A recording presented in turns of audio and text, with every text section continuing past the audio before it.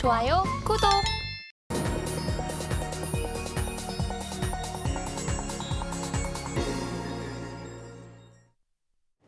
개인 투자자가 아닌 전문가는 장 시작 전 뉴스를 볼 때 어떤 부분에 초점을 맞출까요? 오늘 이분과 이야기 나눠보겠습니다. 지니인베스트먼트 정선호 대표 옆에 나와 계십니다. 어서 오세요. 네, 반갑습니다. 정선호 대표와 함께하는 오늘의 일면 화면을 통해서 오픈해 보겠습니다. 오늘의 헤드라인, 시총 반토막 건설업 회복 가능할까로 헤드라인을 열어보겠습니다. 건설사가 사실 최근에 굉장히 부진한 흐름을 보여줬었는데 어떻게 풀어주실지 궁금합니다. 맞습니다. 일단 건설업 같은 경우가 우리가 제약바이오와 함께 최근에 가장 많은 낙폭을 보였던 종목 중에 업종 중에 하나지 않을까 좀 생각해보고 있고요. 특히나 이 건설업 같은 경우는 과거 우리나라 경제를 어느 정도 증시를 견인했던 만큼 개인 투자자분들이 굉장히 많이 들고 있지 않을까 좀 생각해보고 있습니다. 그렇기 때문에 굉장히 걱정이 많을 거라 생각하는데 지금 최근에 이제 주가가 반토막이 나한 이 시점 저는 여러분들에게 오히려 저가 매수의 기회지 않을까. 우리가 만약에 내가 물려 있다고 하면은 물을 조금은 탈 수 있는 그런 기회지 않을까 좀 생각하면서 오늘의 방송 좀 시작해 보도록 하겠습니다.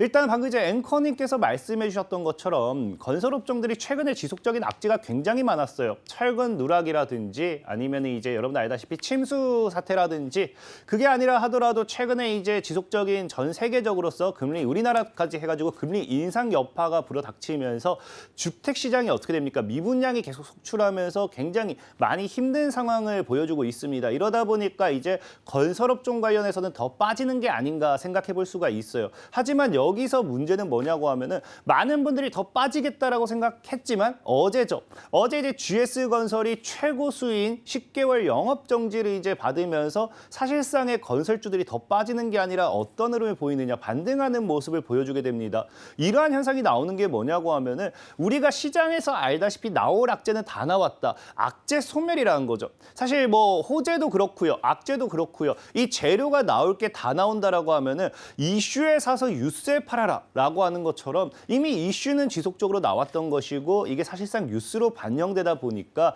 더 이상의 나올 악재는 없지 않을까 하면서 저가 매수가 들어오는 좀 구간대가 나와준다 생각해 보시면 좋습니다. 그러다 보니까 우리 역시도 추가적으로 건설 업종 관련해서는 악재가 나오기보다는 앞으로 나와야 될 이 호재에 기대하면서 저가 매수세, 저가 매수 유입에 좀 보시면 좋을 것 같다 좀 말씀드리고 싶고요.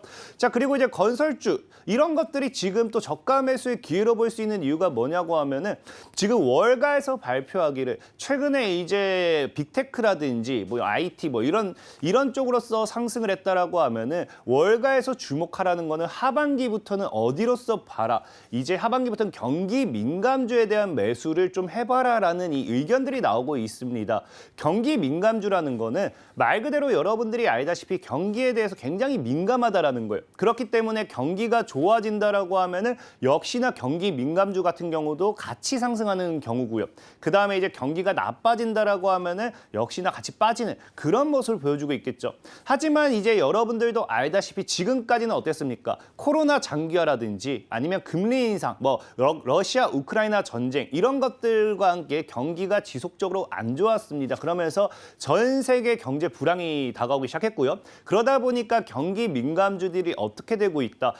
코로나 이후에 장기적으로 우하향을 했던 것이 경기 민감주입니다. 하지만 최근에 이제 월가에서 발표하기를 이제는 파월의 이제 발언을 봤을 때는 지금까지는 파월의 발언이 지금까지는 공격적인 금리 인상, 매파적인 발언이었다라고 하면은 최근의 발언을 통해서 우리가 예상해 볼 수 있는 게 적어도 내년부터는 금리 인하를 좀 할 수 있지 않을까. 내년에부터는 금리 인하에 대한 가능성이 제기가 되면서 월가 측에서는 지금 무엇을 봐야 된다. 경기 민감주, 금리 인하를 한다라고 하면 역시나 그건 역시 지금 금리 인상과 함께 우리나라 국내 증시가 무너졌죠. 사실 우리나라 국내 증시뿐만 아니라 전 세계 증시가 휘청였습니다. 그렇다라고 하면 금리 인하와 함께 다시 우리나라 증시가 상승을 했을 때는 역시나 경기 민감주 대표 주자가 IT라든지 반도체라든지 건설업, 석유 이런 쪽이 될 수 있겠죠.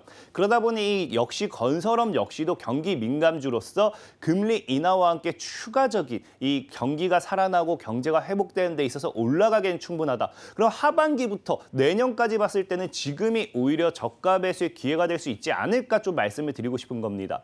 그리고 이제 우리가 또 이 건설주 가지고 계신 분들이 오히려 지금 또 좋게 볼 수 있는 게 뭐냐고 하면은 지속적으로 작년부터 이 얘기가 나왔던 게 제2의 중동붐이죠. 중동붐. 이거는 우리가 좀 차트를 먼저 보고 설명을 드릴게요.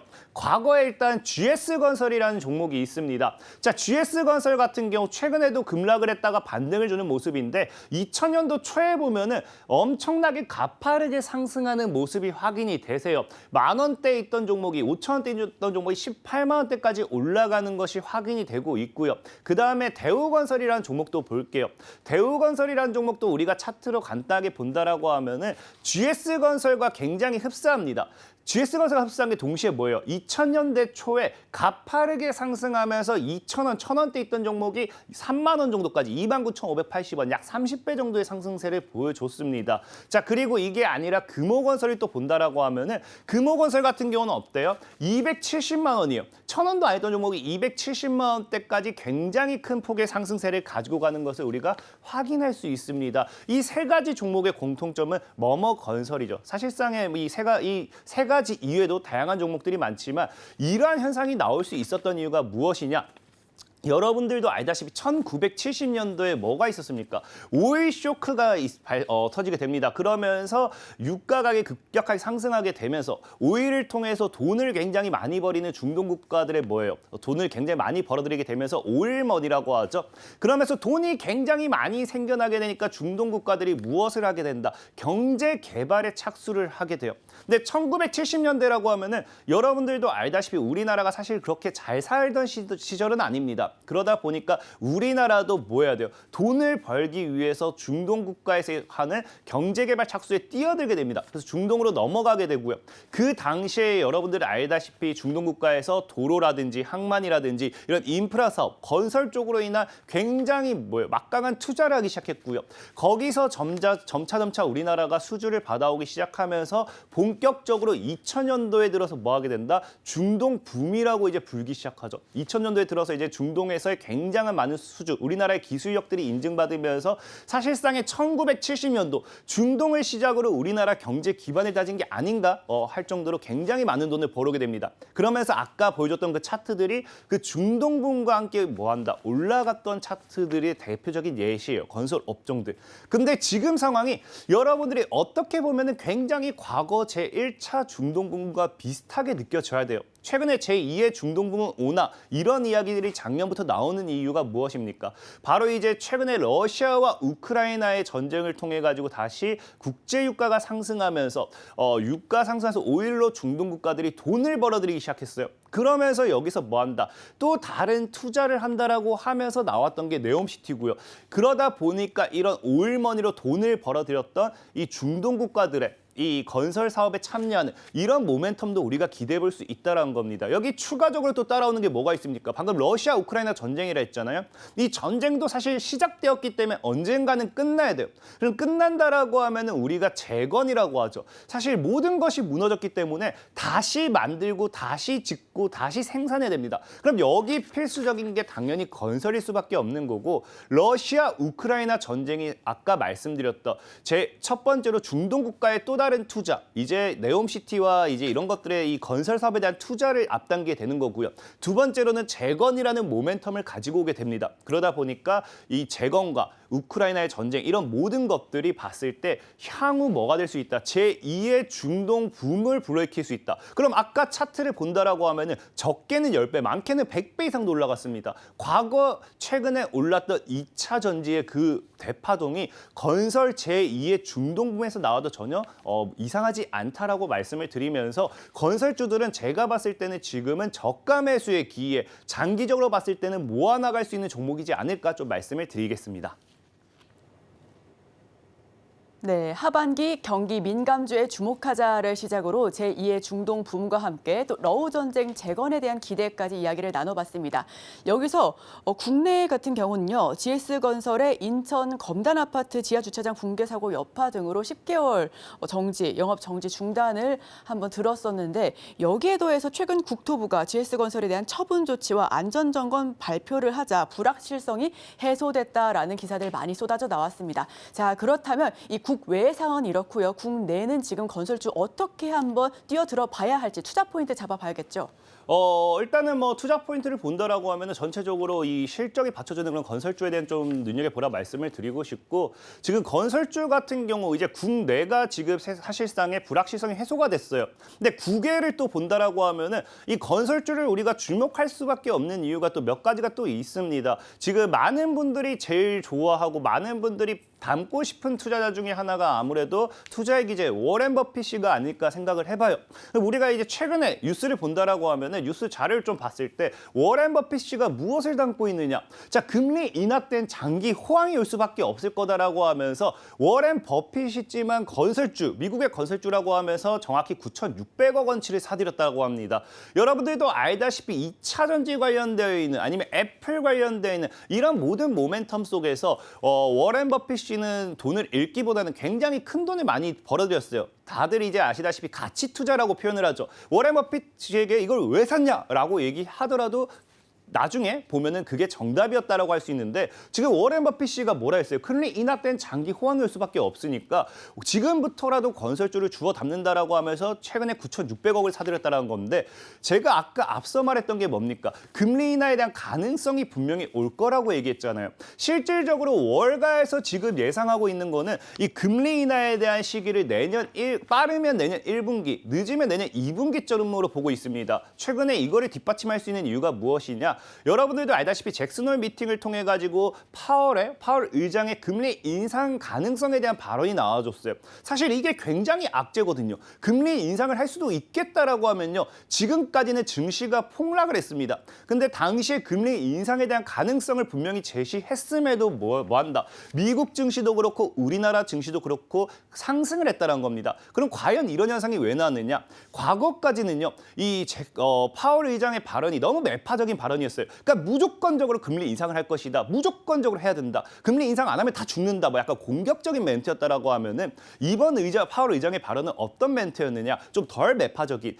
지금까지 인플레이션이 최정점을 찍은 거에 비해서는 굉장히 많이 완화가 됐다. 하지만 조금은 좀 덜 잡히고 있는 것 같으니까 이런 식으로 가면 우리도 금리 인상을 조금 생각을 해볼 수밖에 없다. 뭐 이런 식으로 좀 부드러워졌다라는 거죠. 그러다 보니까 이런 상황 속에서 많은 이 월가의 이 증권가들이 분석하기에는 이런 발언적인 표현을 봤을 때 앞으로 추가적인 뭐 악재가 나와주지 않는다라고 하면은 파월 의장도 공격적으로 금리 인상에 대한 표현을 하긴 어려울 것이다라고 생각을 하면서 뭘 얘기하느냐? 내년 1분기, 빠르면 내년 1분기부터 금리 인하에 대한 이야기를 할 것이다라고 이야기가 나오죠. 그럼 방금 앞에 얘기했던 게 이제 워렌 버핏 같은 경우 뭐라고 얘기했다 했어요? 금리 인하가 오게 된다고 하면 장기적으로 호황을 이룰 것은 건설주다라고 분명히 이야기를 했기 때문에, 이러한 이 금리 인하의 시기와 장기 호황적으로 워렌 버핏이가 투자한 건설업종 관련되어 있는 모멘텀의 수혜주들이 크게 상승할 수밖에 없겠다. 이 부분에 좀 초점을 맞추시면 좋겠고요. 또 특히나 이제 우리가 봤을 때 지금 이제 중동 국가들, 아까 앞에도 중동 국가를 잠시 얘기했는데 굉장히 돈을 많이 벌어들였다고 했잖아요. 그럼 최근에 이제 중동 국가에 또 어떤 변화가 있냐고 하면은, 다음 뉴스를 좀 잠시 본다고 하면은, 중동에는 지금 이제 스마트 시티 바람이 불고 있다는 겁니다. 그래서 위고라고 하죠. 위고라고 이제 세계 스마트 시티 기구 인데요. 이 중동 지역의 참여 확대를 위해서 아랍에미리트에다가 사무실을 지금 이제 개설 추진하고 있습니다. 그러다 보니까 이 스마트 시티 관련되어 있는 모멘텀, 이 여러분들도 알다시피 사실 네옴시티만 얘기했지만 두바이 같은 경우도 1경을 투자해가지고 스마트 시티를 조성하겠다, 만들겠다, 뭐 그런 이야기를 하기도 했고요. 최근에는 천연가스 수출국 오만 같은 경우도 네옴시티에 버금가는 스마트 시티를 개발하겠다라고 이야기를 합니다. 그러니까 지금 결국 본다라고 하면은 건설업에 대한 모멘텀은 우리가 그냥 장기적으로 봤을 때 지금은 저가 매수의 기회다. 이거는 사실 우리가 부정할 수 없다라는 거예요. 그럼 저가 매수의 기회다라고 했을 때 언제부터 이게 움직일 것이냐? 과연 모멘텀은 있느냐? 그냥 싸게 산다고 해서 다가 아니지 않느냐라고 할 수 있어요. 근데 여기 추가적으로 붙는 게 뭐라고 했습니까? 중동 국가들의 스마트 시티 건설이라는 거죠. 제2차 파동을 가지고 올 수 있는 중동의 제2차 중동부를 불게 된다라고 하면은 사실 과거보다 못 가도 돼요. 그냥 전고점, 아니 전고점의 반만 간다 하더라도 최소 10배 이상 상승 구간이 나와주는 게 건설주인 만큼 지금은 우리가 샀으면 사야지 팔 때는 아니다라고 좀 말씀을 드리겠습니다. 네, 파월 의장의 이러한 발언을 증권가에선 매둘기적인 발언이다라고 표현을 하더라고요. 워렌 버핏 같은 경우에는 건설주 대규모로 구매 이렇게 매수하기도 했고요. 중동 역시 스마트시티 열풍 불어오고 있습니다. 자, 그렇다면 여기서 답이 나왔네요. 건설주 들여다보면 좋을 것 같은데 이제는 불확실성이 해소되기는 했지만 너무 먼 그런 기대감만 볼 게 아니고 좀 가시적인 성적이 필요해 보입니다. 네, 어떤 부분에 조금 더 초점 맞출까요? 방금 말씀하신 거 그대로요. 사실 우리가 경기 민감주라고 이 건설이 들어가기 때문에 경기 민감주란 건 말 그대로 경기가 좋을 때는 실적이 받쳐줘야 되고요. 경기가 안 좋을 때는 실적이 안 좋은 게 당연한 겁니다. 그러다 보니까 지금 시장에서도 우리가 앞으로 내년 금리 인하와 함께 경기 민감주와 함께 상승에 대한 건설주 모멘텀을 본다라고 하면은 어쩔 수 없이 실적이 받쳐주는 종목 위주로 봐야 된다라고 좀 말씀을 드리고 싶고 그런 관점에서 봤을 때 오늘 소개시켜드리고 싶은 종목이 DLENC라는 종목이 있어요. 사실 DLENC 같은 경우는 지금까지는 사실 매출이 좀 많이 부진했습니다. 하지만 아까 얘기했다시피 경기 민감주라는 거는 실적이 안 좋을 때는 안 좋아야 돼요. 근데 지금 이제 DLENC 같은 경우는 하반기에 뭐가 예상이 되냐? 대규모 수주가 지금 전망이 되고 있다라는 겁니다. SOE 샤인 프로젝트를 바탕으로 실적이 기대가 된과 동시에 굉장한 수주 모멘텀이 있다 보니 하반기, 그다음 내년 1분기, 2분기적으로 봤을 때 꾸준한 우상향을 기대해 볼 수 있고요. 그다음에 DLENC 같은 경우 사실 추천을 드리고 싶은 이유가 뭐냐고 하면은 상장 이후에 지속적인 하락을 했어요. 여러분들이 차트를 보면 아시겠지만 제가 전에도 말했던 게 뭐냐? 상장 이후에 우리가 그럼 상장에 공모를 참여하게 되죠. 이 공모에 참여를 했을 때는 뭐가 따라올 수밖에 없냐고 하면 공모 물량이라는 게 존재하게 돼요. 그럼 이 보호예수가 풀리는 이 시점에서는 공모 물량에 대한 차익을 위해서라도 상장 가격이라든지 공모가까지는 끌어올리게 되어 있습니다. DLENC 같은 경우는 그런 관점에서 봤을 때 상장 가격까지 제대로 상승하지 못한 점 그런 것과 함께 추가적인 상방에 대한 기대를 해볼 수 있고요. 마지막으로 차트를 좀 본다라고 하면은 이게 DLENC의 차트예요. 이제 아까 얘기했듯이 상장 이후에 지속적인 하락을 했다고 분명히 말씀을 드렸잖아요. 그럼 장기 하방 추세는 아직 돌파는 못했습니다. 근데 단기 하방 추세 약 6만 5천 구간대 하방 추세와 최근의 하방 추세를 맞닿는다라고 하면은 지금 이제 지켜주는 구간, 이 구간이 우리가 흔히 표현하는 뭐가 나오게 된다? 삼각 수렴대의 구간이 나오게 돼요. 삼각 수렴대를 돌파하게 된다라고 하면은 예전에도 얘기했지만 강한 상승이 나오던가 강한 하락이 나오게 되어 있어요. 근데 지금 DLENC라는 종목은 건설업종으로서 최근에 하락을 했다라고 하면은 이 구간대를 돌파했을 때는 강한 상방이 나와줬으면 나왔지 하방이 나올 이유는 없다라고 좀 보고 있고요. 그렇다는 건 지금 주가 약 2만 8천 원대를 크게 이탈하지 않는 선, 약 3만 원 정도까지 여유롭게 여러분들이 매수 포지션을 잡았을 때는 제가 보는 관점에는 정말 전고점까지만 가도 7만 원이죠. 최소 2배 정도는 시세 분출 차익 구간이 열려 있기 때문에 건설업종과에서 괜찮은 종목이지 않을까 좀 말씀을 드리겠습니다. 네, 첫 번째 종목은 DLENC입니다. 기술적인 관점에서 풀어주셨는데요. 상장가까지는 올라갈 것이다라는 부분들로 한번 이야기를 나눠봤습니다. 자, 그럼 바로 이어서 두 번째 종목 한번 여쭤볼게요. 자, 두 번째 종목은 아까 차트를 좀 보여드렸던 대우건설이라는 종목이에요. 일단 역시나 제약바이오 하면 제약이 크게 가는 것처럼 건설사들이 움직인다고 하면 건설이 크게 가겠죠. 그래서 대우건설 같은 경우는 일단은 아쉬운 게 지금 주택보다는 비주택 부분에서 이 실적이 굉장하게 증가하고 있습니다. 그러다 보니까 하반기 역시나 이런 실적을 봤을 때 하반기부터는 비주택 부분 관련해서 이런 실적이 따라오면서 굉장히 실적에 대한 턴어라운드가 기대되는 종목 중에 하나예요. 그러다 보니 일단은 이 대우건설이 역시나 실적적인 모멘텀이 있다라고 좀 말씀을 드리고 싶고 다만 이 주택에 대한 부분의 실적이 좀 안 따라온다고 아쉬워하는 분들이 있겠지만 또 이게 국내 시장을 봤을 때입니다. 국내 시장을 봤을 때고 우리나라가 사실상은 국내에서 아무리 건축업을 많이 한다 하더라도 해외 시장의 규모, 수주 규모를 따라올 수는 없어요. 그러다 보니 건설사에 대한 이런 제일 큰 호재는 해외 수주라고 좀 말씀을 드리고 싶은데 대우건설 같은 경우는 이제 해외 수주가 지금 어느 정도 예상이 되어 있습니다. 그러다 보니까 국내 수주액은 굉장히 낮지만 앞으로 따라올 해외 수주 규모액을 봤을 때 대우건설 측에서 직접적으로 제시하기를 2023년도의 목표치인 1.5배 정도는 더 수주액이 늘어날 것 같다라고 이야기를 하고 있어요. 그 뜻은 해외 수주 규모가 굉장히 더 많이 견고하게 따라온다는 뜻이고 역시나 실적으로서 받쳐줄 수밖에 없는 부분 생각 생각해봤을 때 우리가 눈여겨보시면 좋겠다라고 좀 말씀을 드리고 싶어요. 그러면서 차트적으로 봤을 때도 어떤 자리다, 상승을 기대할 수 있는 자리가 나온다라고 좀 말씀드리고 싶은 게, 자 보면은 이 대우건설이라는 종목의 차트입니다. 과거에 2000년도 초 건설업종 중동풍이 불면서 강력하게 상승을 했어요. 상승 이후에 지속적으로 쭉 하락하면서 지금 이제 주가가 지켜주는 자리가 2020년도 코로나 때 하락을 제외한다고 하면은 과거 대파동, 2000년도의 대파동 직전 자리예요. 그럼 우리가 이런 자리를 뭐라고 표현을 하느냐? 전고점을 돌파하면서 처음으로 터치하는 자리라고 표현을 해요. 그런 자리에서는 굉장히 강한 시세 분출이 나올 수밖에 없다라고 좀 말씀을 드리고 싶고, 일봉상 좀 차트를 또 넘어가서 본다라고 하면은 보면은 알다시피 대우건설 어때요? 딱 기술적인 반등이 나와야 되는 전고점 첫 터치 자리가 월봉상 나왔다라고 하면은 일봉상은 뭐다? 하방 추세대를 돌파하면서 지금 모든 장기 이평대를 다 뚫어냈습니다. 우리가 주가의 우상향의 모멘텀 중에 하나가요,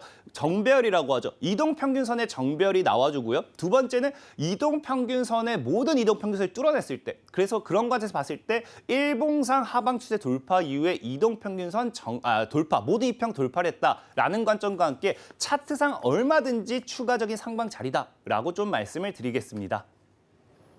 네, 두 번째 종목 대우건설 들어봤습니다. 해외 수주의 견조한 상승으로 인해서 앞으로 하반기 지속적으로 상승할 수 있는 그런 기대감 가지고 있는 종목인데요. 그런데 땡땡건설을 한번 들여다보자 했는데 지금 땡땡건설 하나밖에 안 나왔어요. 한 가지 더 여쭤보겠습니다. 그 금호건설이라는 종목도 굉장히 좋아요. 사실 이 금호건설은 개인 투자자분들을 싫어하실 수도 있습니다. 왜냐고 하면은 상대적으로 아까 앞서 소개시켜드렸던 종목들이라든지 다른 종목들 대비해서 시가총액이 굉장히 낮아요. 시가총액이 굉장히 낮은데 낮다 하더라도 일단 1,600억 정도 됩니다. 그러다 보니까 어쨌든 시가총액이 낮기 때문에 건설업에 호황이 온다라고 하면은 낮은 시가총액일수록 더 큰 상승을 할 수밖에 없어요. 그래서 그런 부분에 대해서 좀 관점을 맞춰봤다 좀 말씀을 드리고 싶고, 또 과거에 이 아까 얘기했다시피 두바이도 일경을 투자한다 했잖아요. 그 일경을 투자한다 했을 때 상한가를 갔던 종목이 금호건설입니다. 그렇다라는 거는 중동 국가라든지 두바이 이런 국가들에서 스마트 시티에 대한 투자와 함께 충분히 앞으로의 급상승을 기대할 수 있는 게 이 금호건설이다 말씀을 드리고 싶고, 역시나 또 차트를 본다라고 하면은 이 종목은 다른 걸 볼 게 없는 게 최고점이 270만 원이에요. 이 아까 다른 종목들은 많이 올라봐야 2배, 3배였다고 하면 지금은 20배, 30배 이상이 있기 때문에 열린 자리가 굉장히 큰 만큼 기대 수익률도 크다라고 말씀드리고요. 일봉상 차트를 봤을 때도 지금 아까 계속 얘기했던 삼각수렴대를 이제 돌파하는 구간대가 나옵니다. 그러다 보니까 이제 추가적인 삼각수렴 돌파 이후에 강한 시세 분출을 기대해보자라고 말씀을 드리면서 오늘 종목 마무리하도록 하겠습니다.